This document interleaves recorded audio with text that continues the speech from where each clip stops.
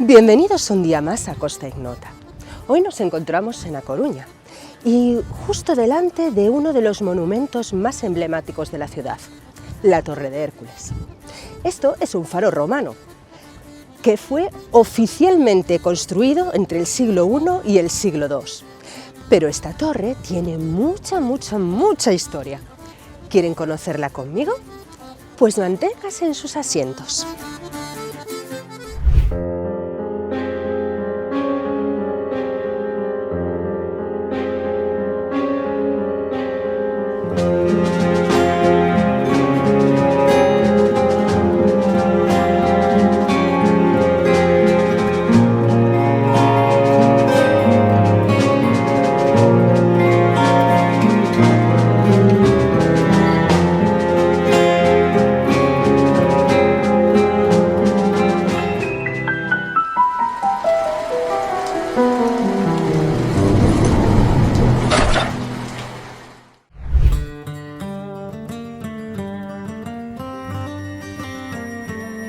A pesar de que este faro es de origen romano, una de las leyendas que hay detrás de él involucra a Hércules, el héroe griego.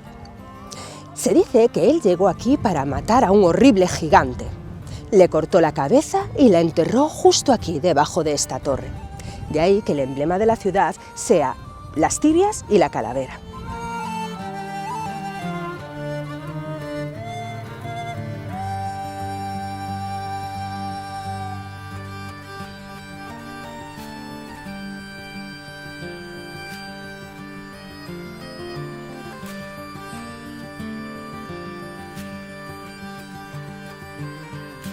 Es mucho más que un faro. En sus alrededores podemos encontrar numerosas sendas que utilizan numerosos ornitólogos para observar aves como cormoranes, araos o gaviotas que tienen sus nidos en los altos acantilados, y un conjunto de esculturas relacionados con la historia, la mitología y las leyendas.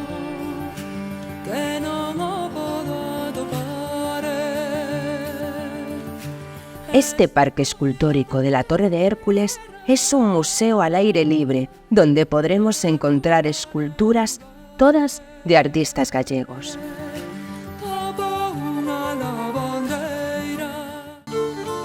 Menires. Son una obra del escultor Manolo Paz y son un conjunto de 12 menires dispuestos en círculos marcando los puntos cardinales.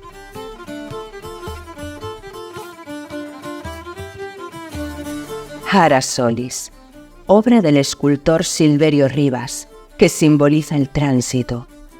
Una puerta es siempre un pasaje entre la vida y la muerte.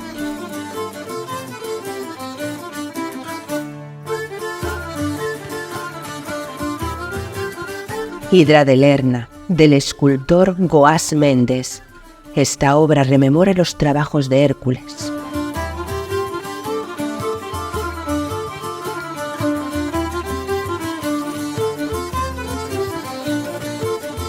Ártabros, obra del escultor Arturo Andrade.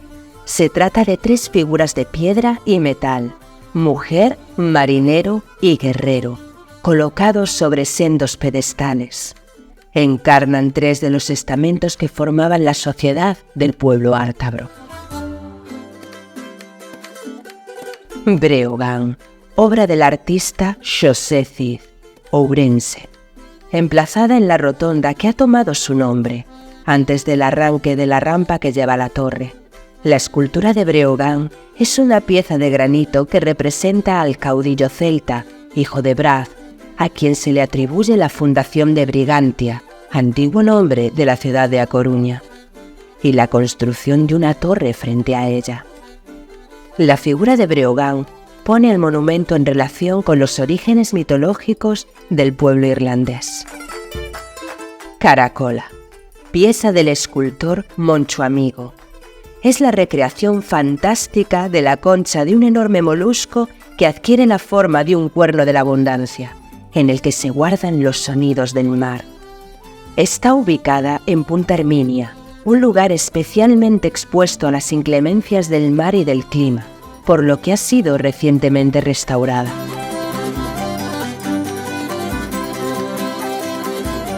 Caronte. Esta estatua es obra del escultor Ramón Conde. Caronte era el barquero del Hades, que a cambio de un óbolo se encargaba de conducir las almas de los muertos. Estas, provenientes del río Aqueronte, debían atravesar la laguna Estigia para llegar a su morada final.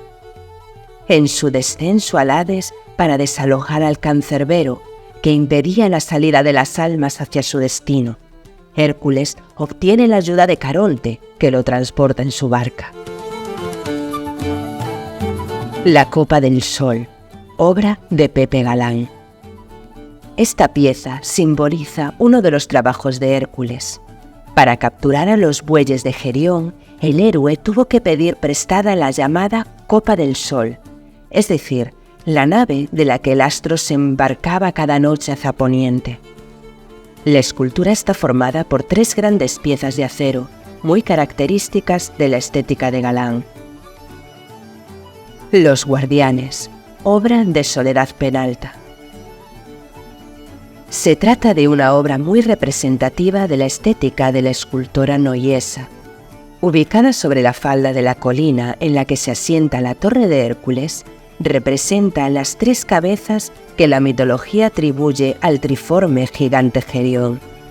Parecen guardianes inmóviles, pero también evocan al gigante vencido. Monumento a los fusilados de la Guerra Civil, obra de Isaac Díaz Pardo. El extraño nombre de Campo da Rata, en donde se encuentra el monumento, parece el más adecuado para designar al espacio donde fueron represaliados con la muerte muchos ciudadanos durante la dictadura franquista. Es un tributo a las víctimas de la Guerra Civil y se vincula con la antigua prisión provincial, que se encuentra también en las inmediaciones de la torre, hoy en estado de abandono. Escultura del rey Carlos III, obra de Pablo Serrano, Cribillén.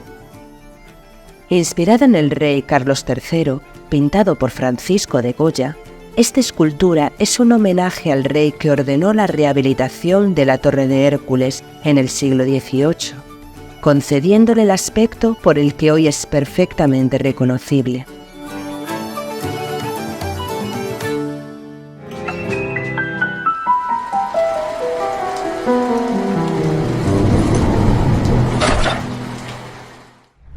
En el capítulo de hoy de la Torre de Hércules tenemos la gran suerte de contar con un jurista e historiador muy conocedor de la historia de Galicia que nos va a hablar sobre la historia de la Torre de Hércules. Y hablamos del juez José Antonio Vázquez Taín. Vamos a hablar de uno de los monumentos que quizás sean de los más desconocidos de la historia del mundial, podemos decirlo de alguna manera, y sin embargo son de los más curiosos y que al mismo tiempo representan muchísimo más de lo que la gente conoce respecto de lo que fue la historia de Europa, que es la Torre de Hércules. Una de las fases de la historia, o la prehistoria, por decirlo de alguna manera, más desconocidos de Europa, es la fase en la que la civilización mediterránea, que ya tenía historia, porque ya conocía la escritura, los fenicios, los egipcios, los romanos ya conocían la escritura, los griegos ya conocían la escritura, y sin embargo había una parte de Europa, que era la parte norte, la parte de los que eran conocidos como bárbaros, porque precisamente su lenguaje, la palabra bárbaro viene del hecho de que su lenguaje era tan incomprensible que se decía que hablaban como bárbaro, y por lo tanto se les llamaba bárbaros porque su lenguaje era incomprensible. Pero esos bárbaros tenían una riqueza que los civilizados o las civilizaciones mediterráneas necesitaban, que eran los metales.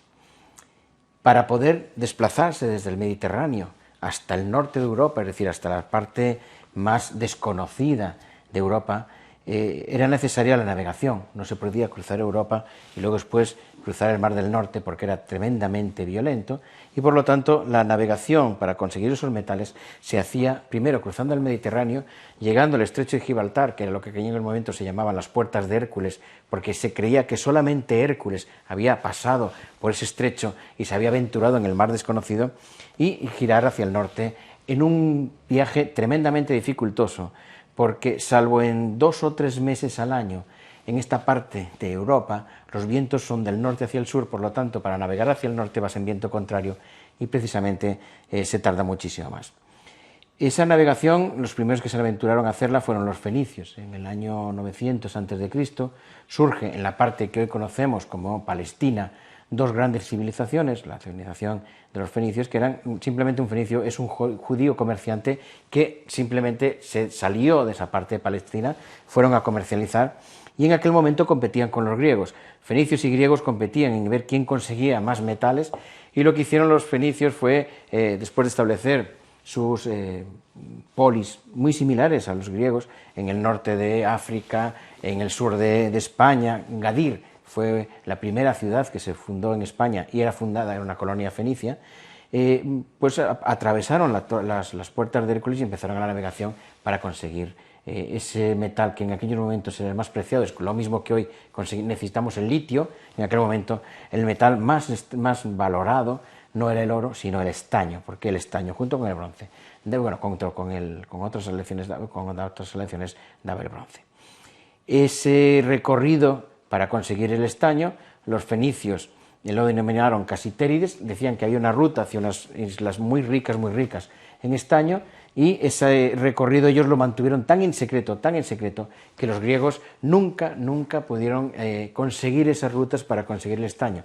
Esas rutas hoy sabemos que por las colonias que fueron montando los fenicios en la costa occidental de nuestro continente europeo, pues tenían necesariamente que bordear la costa portuguesa, la costa gallega y desde ahí salir hacia Inglaterra. Es decir, necesariamente, obligatoriamente, imprescindiblemente tenían que pasar por Coruña, que es el extremo más occidental del continente europeo, para dirigirse hacia el norte y desde ahí enfocar las Islas Británicas y posiblemente también parte de Galicia, donde también somos muy ricos en estaño.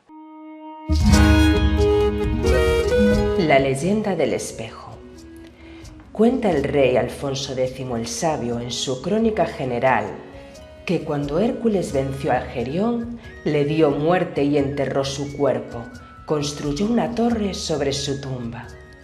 Su sobrino, el rey Hispán, hizo colocar en lo alto de la torre un candil y un gran espejo que permitía controlar todo el mar, de manera que ningún navío podía recorrer la costa sin ser avistado desde el faro. Según la tradición, este magnífico espejo fue destruido por los judíos, que llegaron en barco a las costas coruñesas y al enterarse de la existencia de este espejo que podría descubrirlos, decidieron destruirlo. Para ello, ocultaron los barcos bajo un manto de hojas y de ramas de los árboles, y camuflados bajo la vegetación, llevaron sus naves hasta los pies de la torre, y una vez allí, rompieron el espejo.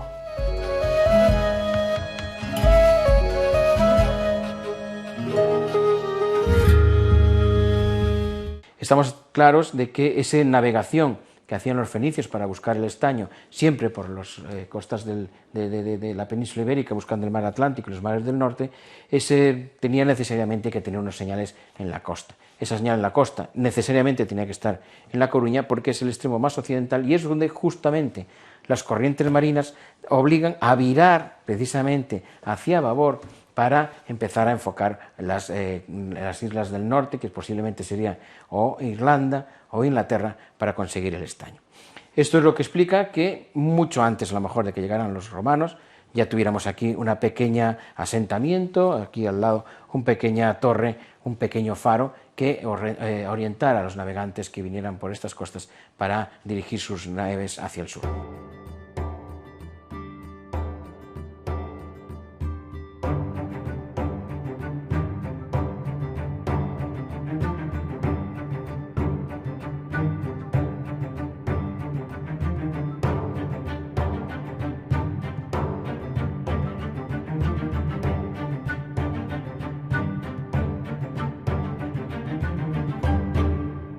La Torre de Hércules, y después hablaremos de cuál es el origen de la denominación, durante muchísimo tiempo se consideraba simplemente una ruina, por lo que no tuvo un estudio arqueológico adaptado al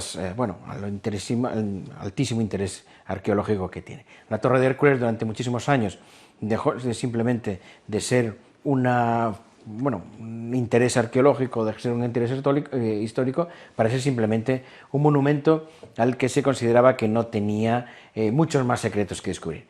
Las técnicas que actualmente tiene la arqueología para investigar los monumentos llevó a que se pudieran hacer excavaciones debajo de la propia torre. En este momento la Torre de Hércules tiene un subsuelo que está excavado, por el que precisamente todos los turistas que vengan a visitarla podrán entrar. No se entra directamente a la torre, sino que se entra por el subsuelo de la torre, y por ahí pasamos por una excavación arqueológica que la mitad de la torre en estos momentos está sobre pilares y nos permite acceder a la parte más antigua, más romana de la torre, y ahí es donde sabemos que la Torre de Hércules, por una placa que se descubrió muy recientemente, sabemos que fue construida en época de Trajano. Trajano reinó en el Imperio Romano entre el año 98 y el 112-113, por lo tanto sabemos que la Torre de Hércules fue construida entre finales del siglo I y principios del siglo II de nuestra era. Además también sabemos, porque así lo pone la placa, que el arquitecto de nombre Gallo era un arquitecto lusitano de Coimbra, lo que hoy conocemos como Coimbra, en aquel momento se denominaba de otra manera. Por lo tanto, es muy recientemente cuando tenemos conocimiento certero, precisamente por esa placa vocativa, de cuándo y cómo se construyó la Torre de Hércules, es decir, lo construyeron los romanos. El edificio actual lo construyeron los romanos en el siglo, entre finales del I y el II, y el arquitecto se llamaba Gallo, que era un lusitano.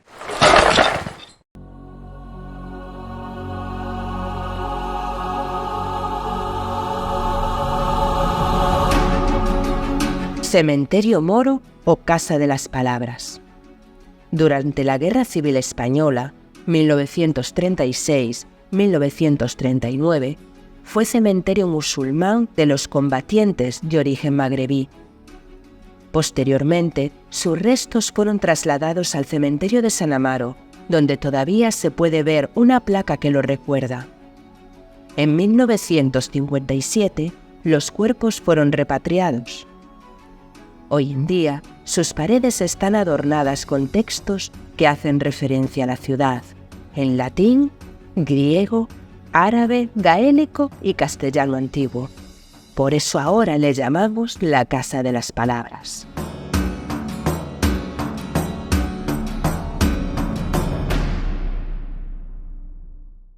Se construyó ya directamente con una finalidad de faro.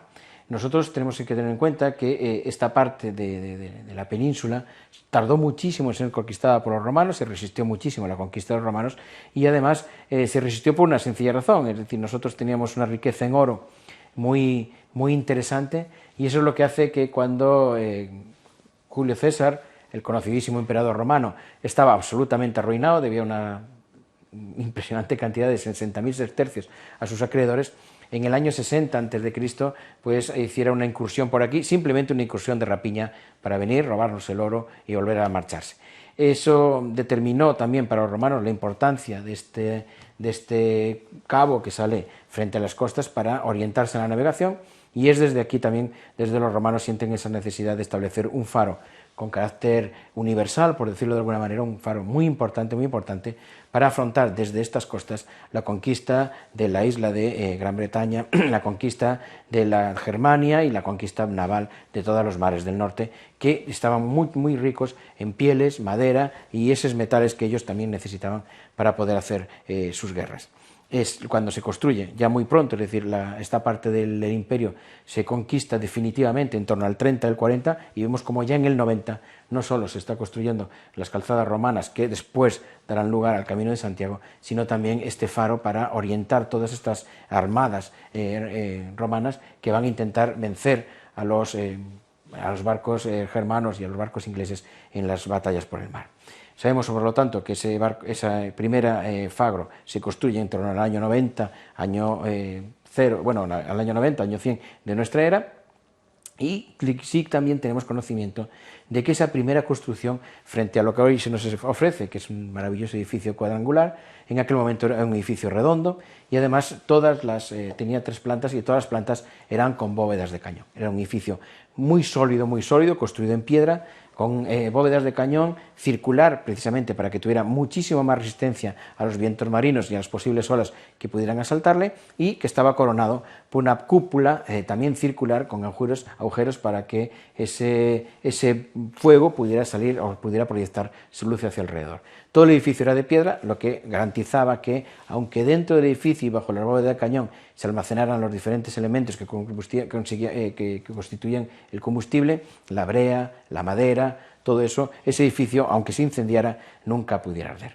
Tenemos que el Imperio Romano, y sabemos por el Imperio Romano, por la documentación, que ese edificio fue tremendamente importante dentro del imperio para orientar todas sus escuadras y para el comercio de Inglaterra con todas sus colonias del norte, pero todos somos conocedores de que el Imperio Romano colapsó en torno al siglo V, a finales en la parte de Galicia, incluso antes, porque aquí llegaron los suevos como Foederus. Foederus eran aquellas tribus germanas que se asociaban con los romanos para apaciguar una parte. Aquí primero llegaron los suevos, después llegaron los visigodos, y todas esas tribus aquí ya llegaron en torno al 388, es decir, finalizando el siglo IV ya llegaron esas hordas de germanos que venían del norte y empezaron ya el declive del Imperio Romano. En torno al siglo V, es decir, ya en el año 400 y pico, el Imperio Romano colapsa, desaparece, y la falta de podríamos decir, de una superpotencia que estableciera comercio marítimo con el norte y con el sur. Ya vimos que incluso en el siglo 1000 a.C., bueno, en los años 1000 a.C., ya los fenicios establecían un comercio con el norte.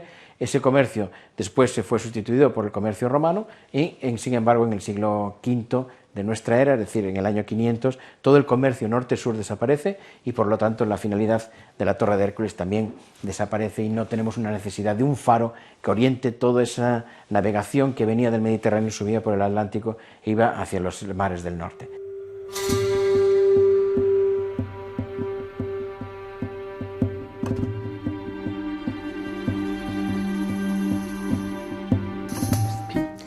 Además de leyendas griegas, aquí también encontramos celtas, como por ejemplo el caudillo de la tribu de los brigantes, Breogán. Brigantes de Brigantia, que era así como se le llamaba a esta ciudad en la antigüedad.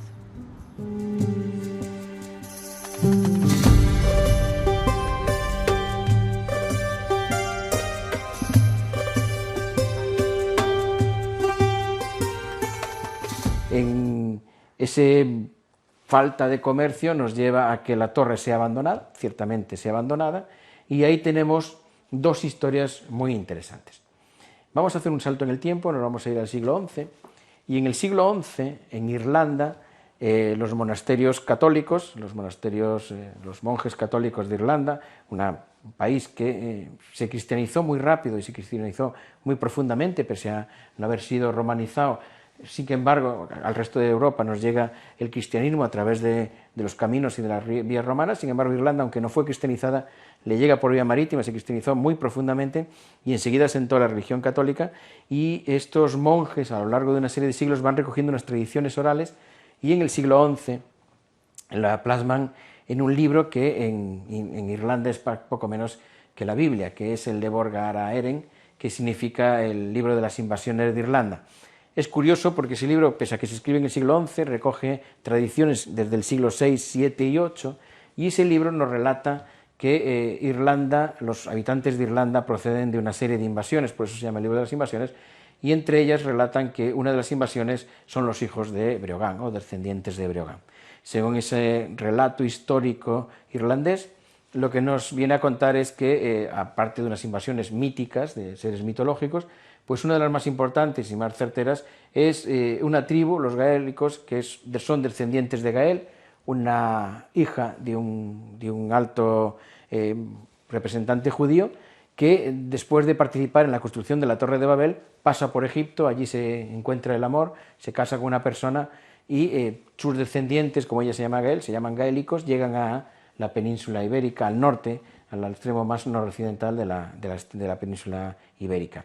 Uno de esos descendientes es Breogán, un ser mítico, que funda Brigantium. Brigantium es posiblemente el origen de la ciudad de Coruña, y en ese Brigantium construye una torre desde la que sus descendientes, en las tardes soleadas del otoño, es cuando más claramente se ve la costa en estas latitudes, veían una isla muy verde hacia el norte, y en una de esas tardes uno de sus descendientes decide coger unas barcas, surcar los mares y conquistar esa isla verde, que es la isla de Irlanda. Los irlandeses se consideran descendientes de esa raza, de los gaélicos, de los que habitábamos estas zonas de Brigantium, y eso nos lleva al hermanamiento celta.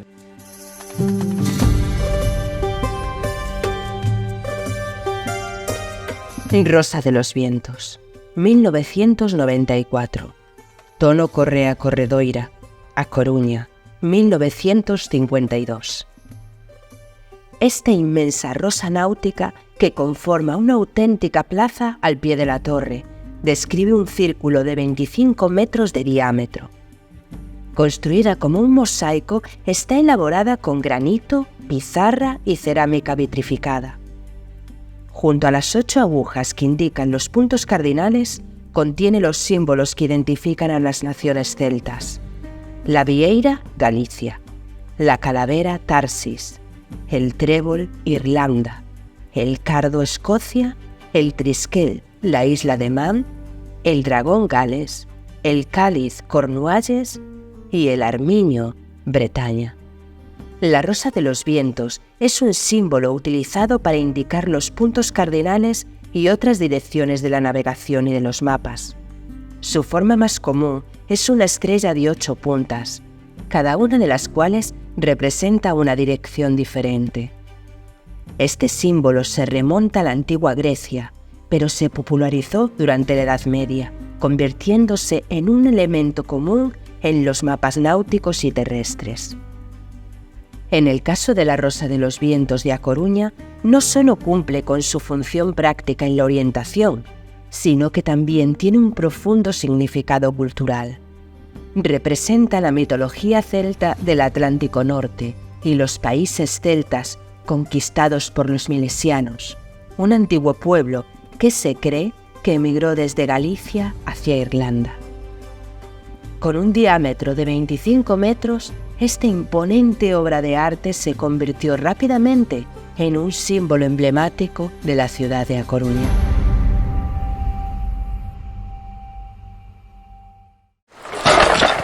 Esto es curioso porque siempre se consideró que estos relatos eran absolutamente irreales, no tenían ningún significado histórico, y que esa torre de Brigantium, esa torre, pues casualmente se podía identificar con la torre de Hércules, se podía identificar con la torre de Breogán, con que casualmente ese relato coincidía con una parte histórica, pero que no tenía ningún significado histórico.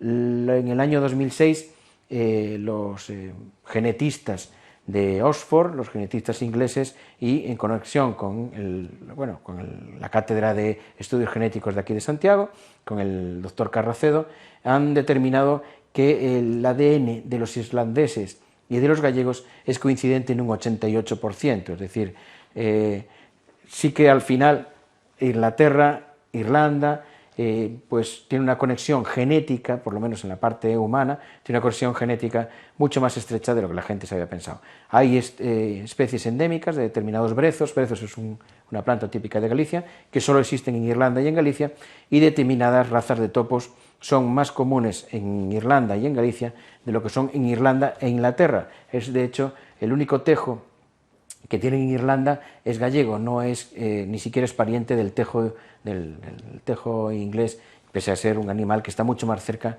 del que tenemos nosotros. Eso no significa que todos esos leyendas o todos esos relatos míticos, históricos que tienen en Irlanda, pues tienen mucha más conexión o mucha más realidad de la que nosotros habíamos pensado, y sí que realmente había una conexión marítima muy íntima entre Irlanda e Inglaterra, entre Irlanda e Inglaterra y Galicia, de lo que nosotros habíamos pensado, simplemente por el hecho de que creemos que todo lo anterior es más vulgar o más deficitario, y por lo tanto no creíamos que hace 3.000, 4.000, 1.000 años pues la navegación entre Galicia e Irlanda fuera tan posible. Y sí que era posible, pero la única explicación es siempre que tuvo que haber una forma en donde algún tipo de marca, señal o faro les orientara desde Coruña en el momento en el que tienen que virar, precisamente para encarar esa ruta. Bueno, José Antonio, de verdad que es un auténtico placer contar contigo, por esta clase magistral de historia que, bueno, todos estamos eternamente agradecidos. Así que al programa, José Antonio Vázquez Taín, jurista, historiador y escritor. Muchísimas gracias a vosotros, de verdad, en serio, ha sido un auténtico placer.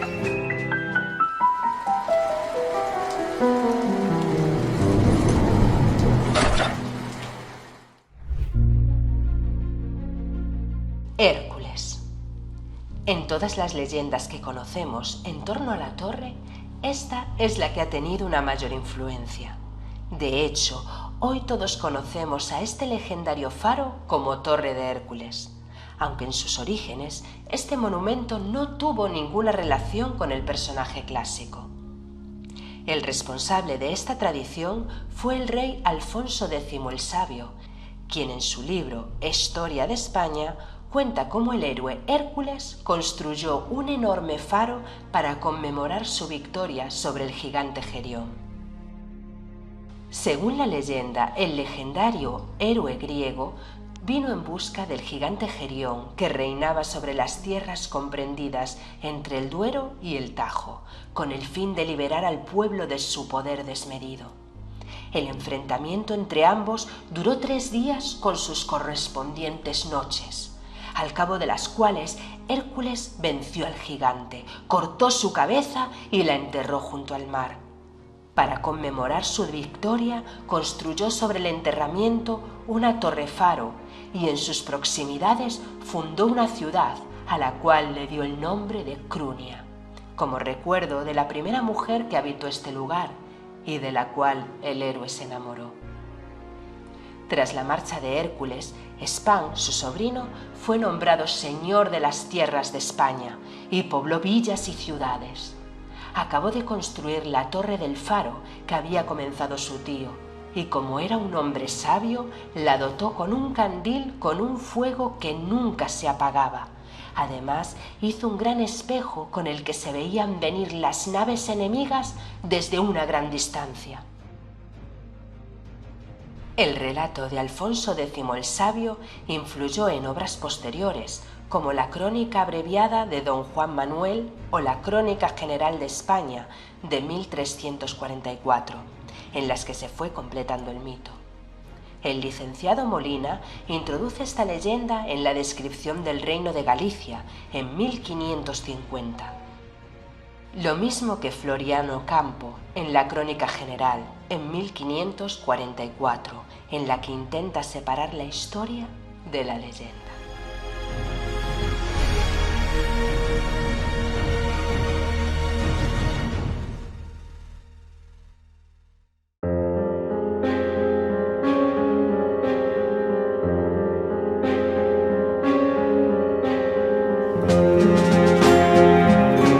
Y ahora, con la Torre de Hércules a mis espaldas, nos despedimos hasta el siguiente capítulo.